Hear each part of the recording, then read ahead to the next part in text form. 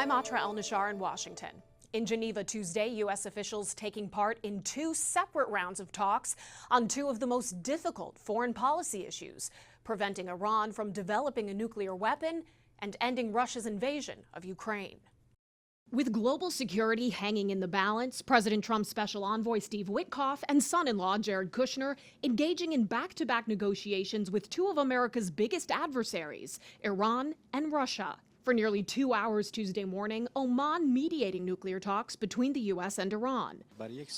We managed to reach a general agreement on a number of guiding principles based on which we will move forward from now on. Iran's foreign minister says each side will now work on text for a possible agreement and exchange drafts at a third meeting, which has not been scheduled yet. Nevertheless, when you reach the stage to put together a text, things become more difficult and detailed.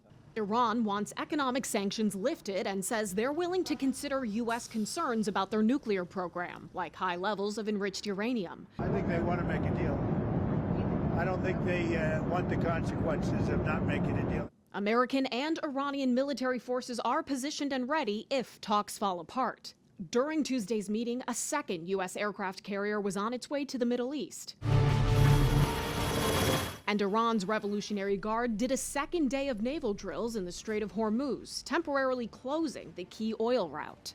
Witkoff and Kushner then heading across the city of Geneva for the first of 2 days of trilateral talks with Russian and Ukrainian officials.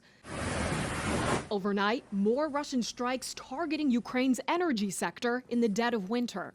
Next Tuesday marks 4 years since Russia invaded, Ukraine pushing Russia to return territory and urging the U.S. to commit to post-war security guarantees. One rare point of progress, Ukrainian President Volodymyr Zelensky says as of Tuesday, 2,000 Ukrainian children taken by Russia have been returned home. However, he says thousands more are still being held captive. In Washington, I'm Atra El-Nashar.